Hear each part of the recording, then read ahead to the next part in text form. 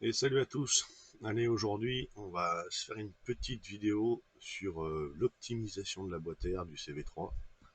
Euh, je ne parle pas de modification pour une simple et bonne raison qu'elle va rester d'origine, mais on va y apporter quelques améliorations et vous allez comprendre pourquoi. Euh, En premier lieu, on va déjà commencer par un filtre à air. Hop, moi, j'ai pris le filtre à air Malossi. Pourquoi j'ai pris celui-là? Tout simplement parce que il était moins cher que le DNA. Lui, il vaut 60 euros, je crois. Vous pouvez le trouver sur la bécannerie, Maxi Scoot, etc. Vous tapez filtre Air Malossi CV3 sur Google, vous allez trouver ce que vous cherchez. Donc j'ai pris celui-là parce qu'il fait 60 euros, alors que le DNA en fait presque 100. Donc on a quand même une marge de 40 euros. Deuxième particularité de celui-là, c'est que il est plus performant qu'un origine, mais reste quand même dans les valeurs d'origine. Il va aspirer plus d'air, mais pas autant que le DNA, ce qui fait que ça permet quand même, même en configuration d'origine, de mettre un filtre à air sport sans avoir besoin de reprogrammer le scooter. Le DNA est vraiment typé performance comparé à celui-là. Alors, je dis pas qu'il n'est pas performant, il est quand même relativement performant, mais pas autant que le DNA. Le DNA est vraiment basé sur de la performance, et pour qu'il soit vraiment efficace et qu'il fonctionne bien, une reprogrammation est mieux. Celui-là, c'est pas nécessaire, il va laisser passer un flux d'air quand même plus important, mais voilà, on peut très bien le monter d'origine. Un avantage aussi à mettre un filtre à air, un filtre à air nettoyable, réutilisable, un peu comme le filtre à huile que j'ai mis dessus, c'est que c'est un filtre à air qu'on va garder à vie. Tout simplement, on va y mettre une graisse pour commencer, pour rattraper toutes les plus petites impuretés. Donc il va filtrer aussi beaucoup mieux qu'un filtre à air d'origine. Et on va y mettre une huile de filtre à air, donc comme ceci, KN, donc on verra ça après. Et ce qui est pas mal, c'est que donc ceux-là, on peut les nettoyer. Hop, avec un nettoyant, simplement, filtre à air, qu'on viendra vaporiser le jour où on fera le nettoyage. Donc je ferai une vidéo le jour où je fais un nettoyage. On est tranquille pour 10 000 km, hein. Donc ce ne sera pas aujourd'hui, hein. Donc voilà, c'est ces deux produits qu'il faut avoir. Alors le nettoyant, si vous ne l'avez pas tout de suite, c'est pas gênant. Par contre, le lubrifiant de filtre à air, c'est une huile de filtre à air. C'est une huile qu'on va rajouter sur le filtre à air pour vraiment filtrer vraiment les micro-impuretés. On va voir ça après, on va le mettre en place sur le filtre à air parce qu'il faut lui laisser le temps de pénétrer avant de l'installer. Deuxième chose, on va modifier, modifier, ajuster, c'est les entrées d'air de la boîte à air. Moi j'en ai fait en 3D, je vais vous expliquer pourquoi. Quand j'aurai démonté l'autre sur le scoot, vous allez comprendre tout de suite pourquoi, et je sais pas pourquoi les ingénieurs ont fait ça. Mais autant la boîte air est peut-être certainement très bien conçue, et c'est pour ça que je ne veux pas changer le corps, parce que l'air a une façon d'arriver qui est propre à la boîte à air, et on ne peut pas trop modifier ça. Moi, j'avais déjà fait des essais avec ce type, il y a une araignée, je n'en ai pas besoin, avec ce type d'entrée d'air, où j'avais carrément modifié l'entrée d'air. Ça allait bien en accélération, ça allait bien en vitesse stabilisée. Par contre, dès qu'on accélérait à fond, il aspirait vraiment beaucoup trop d'air. Donc c'est pour ça que j'ai cherché un petit peu. J'avais déjà essayé deux trois petites bricoles. Normalement, sur le manchon d'air d'origine, vous avez des entrées comme ça, et vous allez comprendre pourquoi je les ai pas refait, enfin pourquoi je les ai pas inversés et que j'en ai refait en 3D plutôt. Petite particularité du filtre à air mal aussi comparé au DNA, c'est que le DNA il arrive avec un couvercle. Filtre à air mal aussi, vous avez rien du tout, vous avez juste le filtre, il n'est pas vendu avec le couvercle. Ce qui peut expliquer aussi son prix inférieur par rapport au DNA. Alors soit vous êtes bricoleur, vous avez de la 3D, vous faites un cache 3D comme ça, avec une petite patte derrière pour maintenir le filtre à air, ou alors il faut récupérer tout simplement la plaque du filtre à air d'origine. Donc si votre filtre à air est mort, vous découpez le tour, vous veillez à laisser quand même une patte de fixation pour que ça vienne tenir le filtre à air dans la boîte à air, et vous récupérez cette plaque et vous la mettez, et ça fera très bien l'affaire. Donc je me dis que voilà, pour quand même 40 € d'écart, ça vaut le coup de se faire chier à récupérer une plaque de filtre à air d'origine. Même si on n'en a pas, j'ai envie de dire, un filtre à air d'origine, ça vaut 10 balles. Donc bon, voilà, au pire, vous êtes à 50 balles. Donc moi je vais démonter sur le scout ce que j'ai à démonter pour y accéder, et je vous explique pourquoi j'ai fait ces petites entrées en 3D.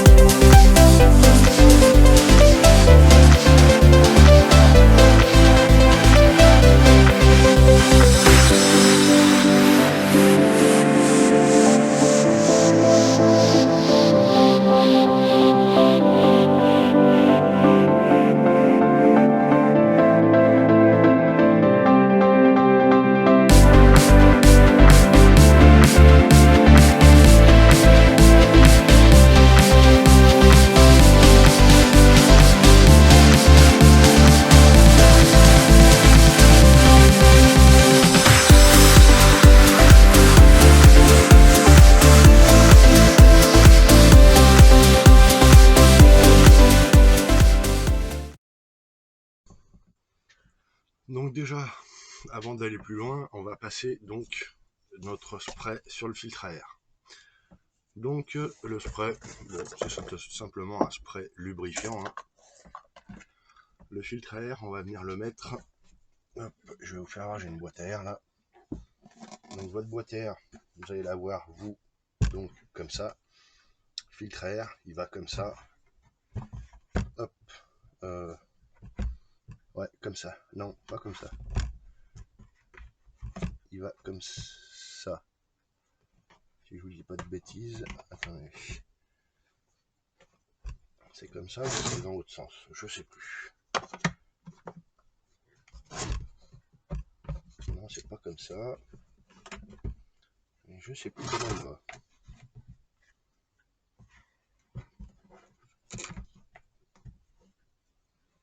Non, il va bien comme ça. Il va bien comme ça. Voilà. Voilà, il va comme ça. Donc, le rectangle. Hop, il rentre dedans comme ça. Et comme ça, ça prend toute la boîte à air. Ensuite, bon, je me suis loupé, je crois que j'avais bien fait. Mais la plaque n'est pas assez... La tige n'est pas assez grande ici. Donc, il faut que j'en refasse une, mais bon, ça, c'est pas bien gênant.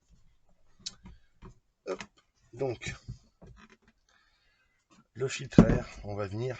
Donc vu qu'il va comme ça, on va venir vaporiser cette partie ici, parce que l'air va rentrer par là.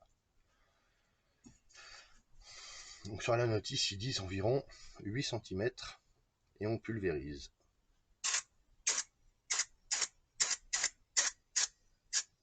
Vous voyez, on voit bien la différence où j'ai passé et là où il n'y a pas.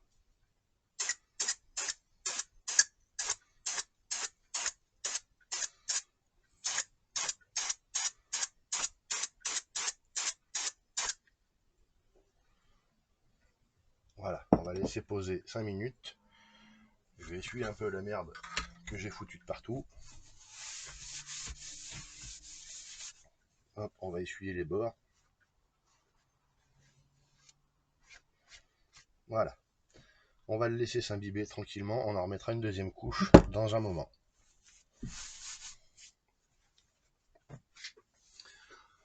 Donc, alors, pourquoi j'ai fait ça? Vous voyez, je vous mets les deux, hop, dans le même sens. On voit qu'il y a quand même... Oh bah non, vous y voyez rien là. Hop. Là.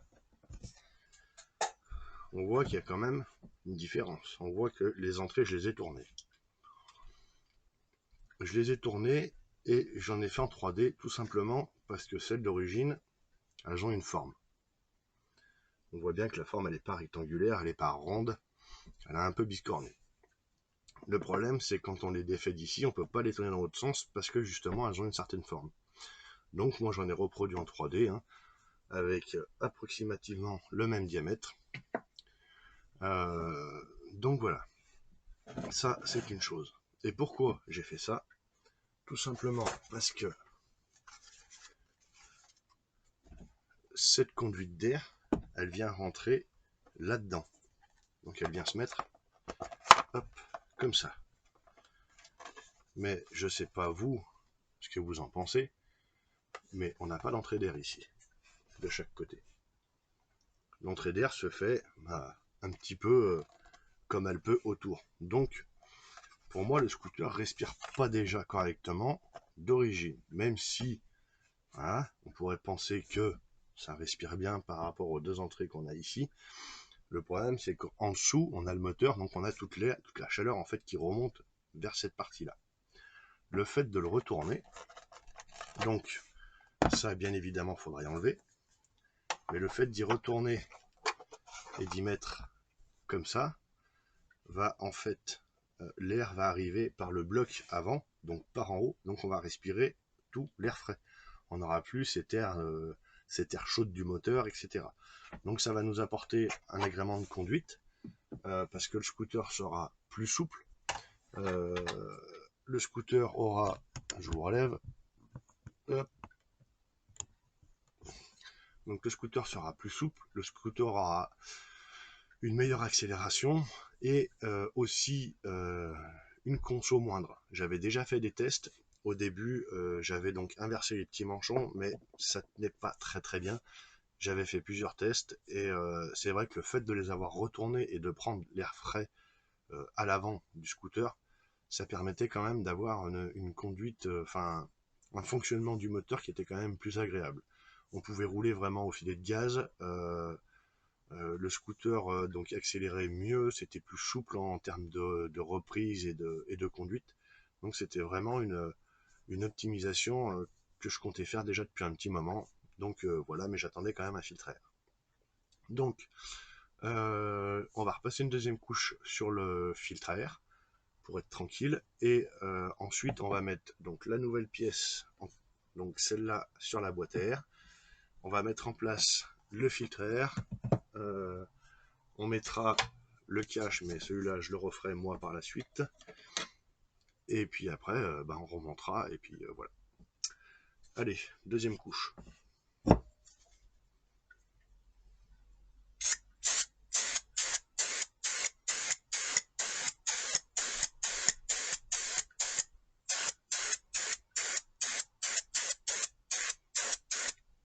Là, ça suffira largement. Hop, on va essuyer le surplus sur le filtre. Hop, voilà, comme ça. De l'autre côté, il a commencé à changer de couleur, hein, c'est le temps que ça descende. Allez, donc ça, on va le laisser poser tranquillement.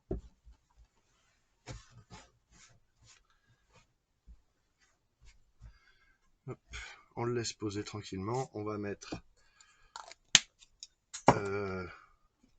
ça en place. Et après on met le filtre. Bon, par contre pour l'emboîter, c'est un peu de sport. Hein. Vous voyez comme elles sont les entrées, on y voit bien.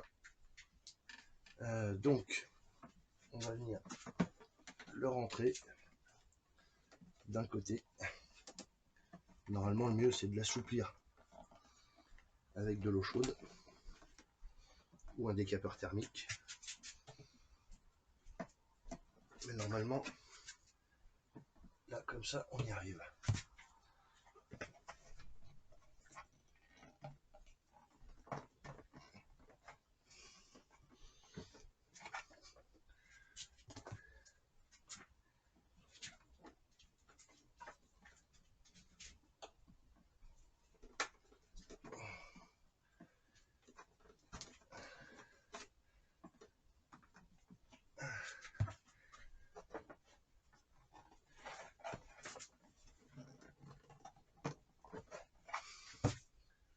Voilà,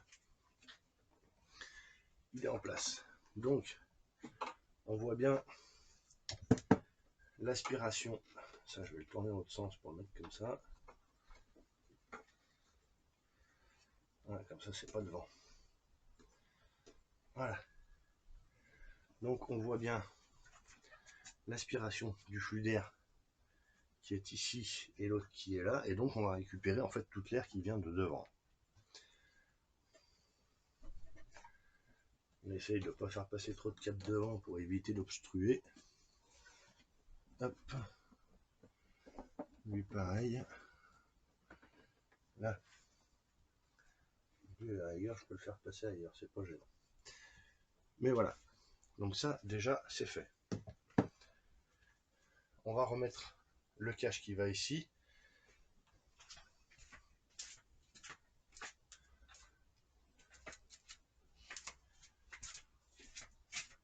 Mais avant de remettre le cache, on va enlever ces petits orifices qui ne nous serviront plus à rien.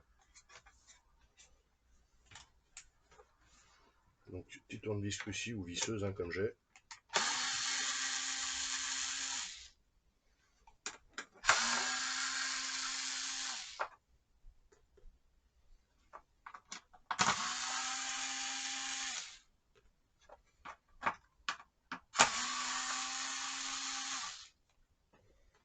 Voilà, donc vous voyez c'est des caches comme ça, hein, juste pour guider.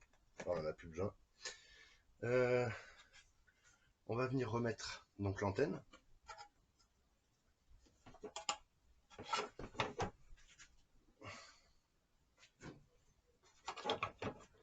Qui peut s'avérer utile quand même pour démarrer.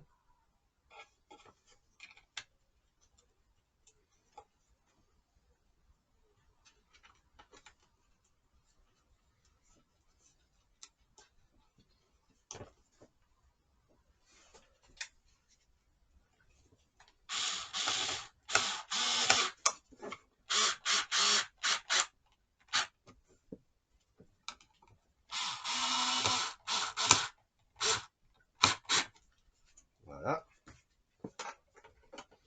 Et donc on vient replacer notre cache. Bon bah comme on l'a enlevé. Hein.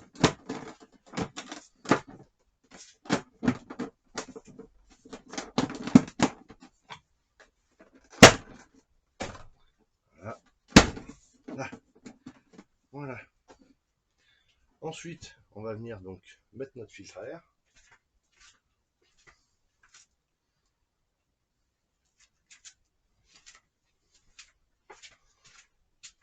Donc on voit bien, hein, il est bien rosé.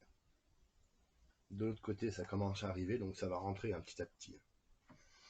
Et on vient le poser, voilà, hop, comme ça, vous voyez, il a glissé tout seul dedans. On vérifie qu'il soit bien à sa place.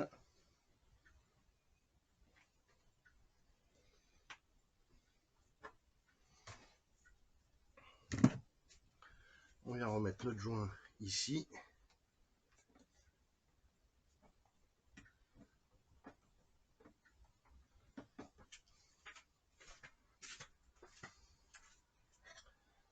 Et donc, comme je vous ai dit, soit vous récupérez le cache d'origine, vous le découpez, soit si vous faites un peu de 3D, voilà. On vient remettre le cache. On vient remettre nos vis.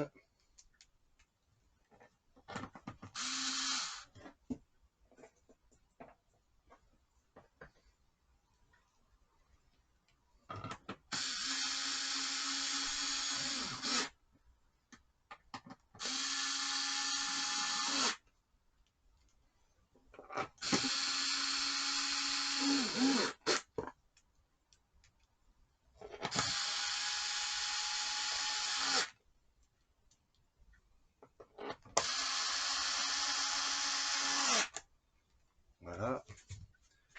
On vient remettre notre cache ici.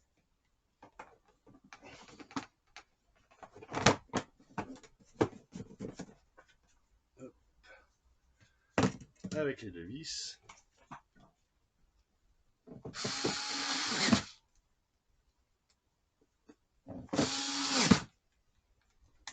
Et voilà. Là, vous avez optimisé votre boîte à air.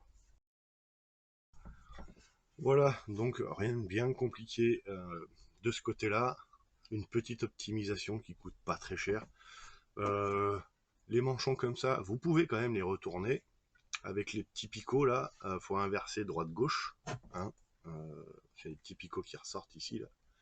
Donc c'est juste pour que ça tienne l'emboîtement. Une fois retourné, une fois que les petits picots sont dans les trous, vous prenez de la glu et le caoutchouc, lui, il va prendre la forme. Il n'y a pas de souci de ce côté-là. Si vous n'avez pas d'imprimante 3D, bon, bah, tout le monde n'a pas ça. Donc vous pouvez faire comme ça, vous retournez les entrées d'air, vous supprimez les guides dedans parce qu'ils vous serviront plus à rien dans un premier temps, même après, à moins que vous les remettre d'origine. Donc voilà, c'est pour ça que moi j'avais acheté une autre boîte air, comme ça au moins j'avais gardé quand même un manchon d'origine. Donc voilà, donc pas grand chose à dire de plus. Je vais quand même regarder par rapport au filtre air d'origine.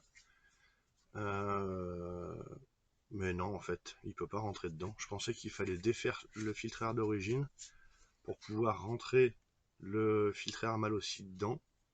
Mais je vois pas comment. Donc moi je vais juste me refaire la plaque. Sinon, comme je vous avais dit, vous défaites la plaque là, vous découpez le filtre tout autour et vous y allez, vous ajustez ça proprement, doucement. Et puis vous montez votre filtre air naturellement.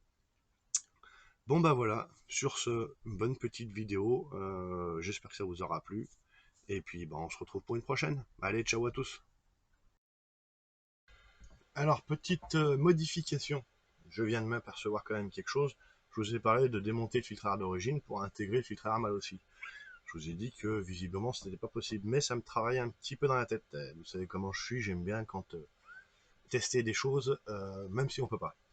Donc effectivement, donc hop, je vous fais voir ça. Hop là. Voilà, donc le filtre air d'origine. Bon, bah ça c'était l'autre. Donc le filtre air d'origine, voilà ce qu'il en reste. Donc, hop, je m'avance un peu. Voilà. Voilà ce qu'il en reste. Donc là, je vais nettoyer un petit peu. Hein, c'est pas fini. J'ai voulu vraiment tester rapide pour vous finir la vidéo. Donc, en fait, dessous, déjà, il faut arracher le papier. Bon, il s'arrache facilement. Hein. Franchement, c'est du papier. Dessous, après, vous avez une grille. Donc la grille, elle s'enlève très facilement aussi. Et en dessous, vous avez la petite mousse qui est ici, là. Vous avez la petite mousse avec un cadre en plastique où il y a des petits rivets qui sont dedans.